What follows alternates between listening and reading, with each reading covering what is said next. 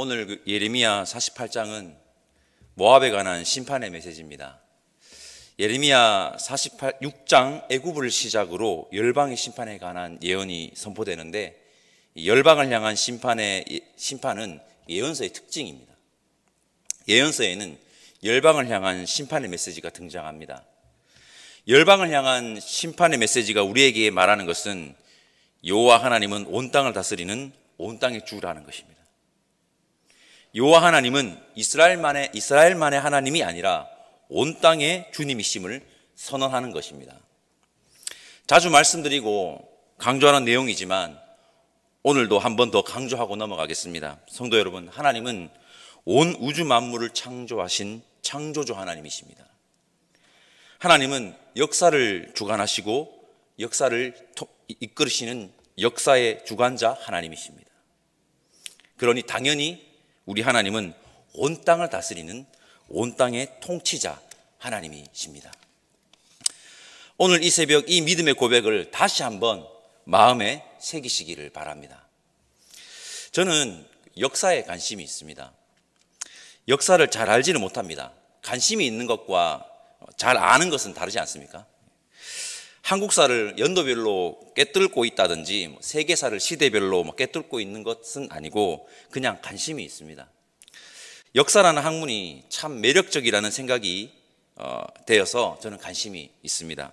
얼마 전에 시내 서점에 볼 일이 있어서 갔는데 역사에 관한 책이 새로 나와서 베스트셀러에 걸려 있어서 제가 구입을 해서 읽고 있는 중입니다. 그 책에 이렇게 되어 있었습니다.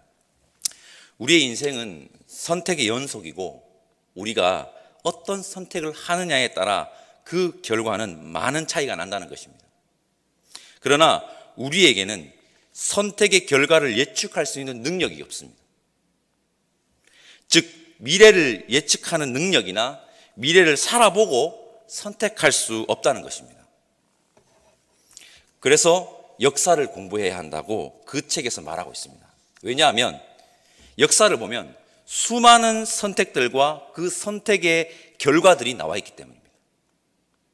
수많은 선택들과 그 선택한 결과들이 역사에 나와 있기 때문입니다.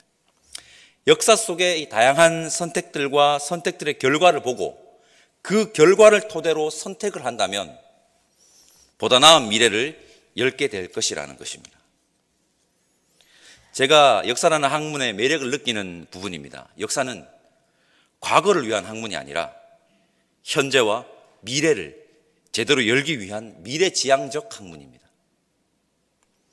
인생사를 하는 것이 3,000년 전이든 2,000년 전이든 지금이든 비슷비슷합니다. 비슷비슷합니다. 오늘 본문의 이 모압의 심판의 메시지는 대략 2600년 전에쯤에 선포된 하나님의 말씀입니다. 오늘 모압이 어떠한 선택을 하고 어떻게 행동했기에 이렇게 심판의 메시지에 직면했을까? 창조주 하나님, 역사의 주관자 하나님, 온 땅의 통치자 하나님께서 모압을 향해 왜 심판을 선언하였을까? 그 부분에 집중해 보면 좋을 것 같습니다. 모압이 무엇을 선택했는지, 어떻게 행동했는지 한번 봅시다. 2절 말씀 우리 함께 읽어보겠습니다. 2절입니다. 모압의 찬송소리가 없어졌도다. 헤스본에서 무리가 그를 해하려고 악을 도모하고 이르기를 와서 그를 끊어서 나라를 이루지 못하게 하자 하는도다. 만맨이여 너도 조용하게 되리니 칼이 너를 뒤쫓아 가리라. 모압의 찬송소리가 없어졌다. 이 말은 무엇입니까? 모압이 하나님을 찬송했다는 것이 아닙니다. 모압이 자화자찬했다는 것입니다. 자화자찬. 스스로 높여서 노래했다는 것입니다. 7절과 14절 말씀 읽어보겠습니다. 우리 함께 읽겠습니다. 먼저 7절입니다. 내가 내 업적과 보물을 의뢰함으로 너도 정복을 당할 것이요 그모스는 그의 제사장들과 고관들과 함께 포로되어 갈 것이라. 14절입니다. 너희가 어찌하여 말하기를 우리는 용사요 능란한 전사라 하느냐. 모압은 자신이 세운 업적과 재물을 의지했고 자신의 힘을 과신했습니다. 33절 말씀 제가 읽어보겠습니다. 기쁨과 환희가 옥토와 모압 땅에서 빼앗겼도다. 내가 포도주 틀에 포도주가 끊어지게 하리니 외치며 밟는 자가 없을 것이라. 그 외침은 즐거운 외침이 되지 못하리로다. 모압은 지형적으로 외부의 침입을 잘 받지 않는 곳에 위치했을 뿐만 아니라 포도 농사가 잘 되는 땅이었고 비옥한 토지를 가진 지역이었습니다. 성지순례를 다녀온 분께서 모압 지역에 가보니 풀도 많고 샘도 많아서 양을 키우기에 정말 좋은 땅이었다고 말하는 것을 제가 들은 적이 있습니다. 모압은 풍족한 삶을 누리기에 아주 좋은 지형적 위치와 옥토를 가진 땅이었습니다. 모압은 그 풍족함이 어디에서 오는지 모르고 자만했습니다. 성도 여러분, 모압은 자만을 선택했습니다. 자만을 선택한 모압은 자신들을 찬송했고 자신들의 업적을 내세우기에 급급했고 풍족함으로 인해 발생한 재물과 자신들의 힘을 과신했습니다. 성도 여러분, 자화자찬의 소리는 없애야 합니다. 내가 이런 업적을 남겼는데, 내가 이렇게 풍족함을 많이 누리는데, 내가 힘이 얼마나 강한데, 이런 쓸데없는 소리는 우리의 삶에서 없애야 합니다. 자만을 선택해서는 안 된다는 것입니다. 오늘 하루 베풀어 주시는 하나님의 은혜에 감사함으로 살아가는 것이 우리 그리스도인의 삶이어야 할 것입니다. 자만을 하나님께서 너무나도 싫어하심을 오늘 새벽에도 반드시 기억합시다. 모압의 역사를 잠시 살펴봅시다. 이사야 15장과 16장에 모압의 심판이 나옵니다. 찾아서 읽어보지는 않겠지만 예레미야의 메시지와 동일합니다. 당연하겠죠. 하나님께 받은 말씀이니 동일한 것이 당연합니다. 이사야 16장 말씀을 나눌 때도 말씀드렸듯이 이스라엘과 모압은 한마디로 말해서 악연이라고 할 수 있습니다. 모압은 아브라함의 조카 롯의 아들 모압의 후손입니다. 원래는 이스라엘과 아주 가까운 민족입니다. 이스라엘과 모압 사이에 있었던 큰 사건 아시죠?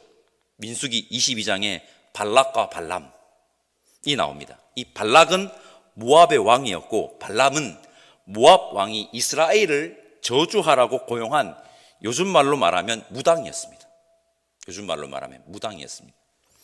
모압은 출애굽 당시에 이스라엘 백성들을 저주하려고 했던 민족입니다. 당시 이스라엘 민족은 애굽의 노예에서 벗어나 가나안을 향하던 여정 중이었는데 그런 이스라엘을 저주하려 했던 민족이었습니다. 우리 26절과 27절 말씀 우리 함께 읽어보겠습니다. 26절과 27절 말씀입니다. 모압으로 취하게 할지어다. 이는 그가 여호와에 대하여 교만함이라. 그가 그 토한 것에서 뒹굴므로 조롱거리가 되리로다. 내가 이스라엘을 조롱하지 아니하였느냐? 그가 도둑 가운데서 발견되었느냐? 내가 그를 말할 때마다 내 머리를 흔드는도다. 모압이 이스라엘을 조롱하였다고 본문은 말하고 있습니다. 모압은 이스라엘을 조롱하였습니다. 모압은 어려움을 당해 힘들어하는 약소국의 아픔을 그냥 조롱하였습니다. 모압은 힘이 쇠약하여 힘들어하는 연약한 이스라엘을 조롱하였습니다. 이스라엘이 하나님 말씀에 순종하지 않아서 벌을 받고 있는 중이라고 해도 모압은 이스라엘을 조롱하면 안 됩니다. 하나님은 그들이 비록 말씀에 순종하지 않아 벌을 받는 중이라고 해도 힘들어하는 자들을 조롱하는 것을 싫어하십니다. 하나님께서 모압을 오히려 조롱거리가 되게 하겠다고 말씀하십니다. 창조주 하나님, 역사의 주관자 하나님, 온 땅의 통치자 하나님께서 자만을 선택하여 자신들을 찬송했고 자신들의 업적을 내세우기에 급급했고 풍족함으로 인해 발생한 재물과 자신들의 힘을 과신한 모압을 심판하셨습니다. 그리고 창조주 하나님, 역사의 주관자 하나님, 온 땅의 통치자 하나님께서 힘이 약할 대로 약해져 힘들어하는 이스라엘을 조롱한 그들을 오히려 조롱거리로 만들어 버리시겠다고 하셨습니다. 성도 여러분, 인생에서 무엇을 선택하느냐가 중요합니다. 우리는 오늘 함께 하나님의 말씀 예레미야 48장에 나오는 모압의 선택을 거울 삼아 반대로 선택합시다. 반대로. 자만이 아닌 여러분 겸손을 선택합시다.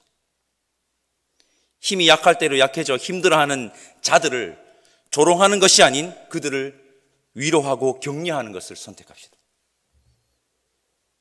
하나님께서 겸손을 선택한 우리에게, 위로와 격려를 선택한 당신들의 백성에게 풍성한 은혜를 허락하실 것이며 우리의 삶을 선한 길로 이끌어 주실 것입니다. 기도하겠습니다. 사랑의 하나님, 감사합니다. 오늘 모압의 선택을 보았습니다. 그들은 자만을 선택했고 힘들어하는 자를 조롱하는 것을 선택함으로 하나님의 준엄한 심판을 면치 못했습니다.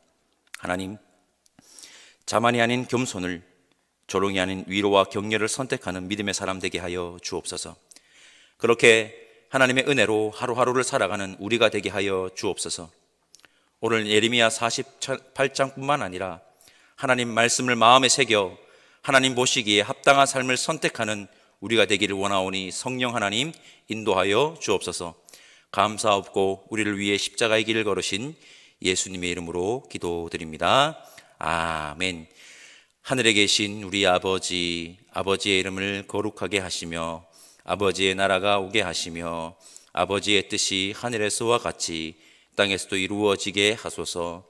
오늘 우리에게 일용할 양식을 주시고 우리가 우리에게 잘못한 사람을 용서하여 준 것 같이 우리 죄를 용서하여 주시고 우리를 시험에 빠지지 않게 하시고 악에서 구하소서. 나라와 권능과 영광이 영원히 아버지의 것입니다. 아멘.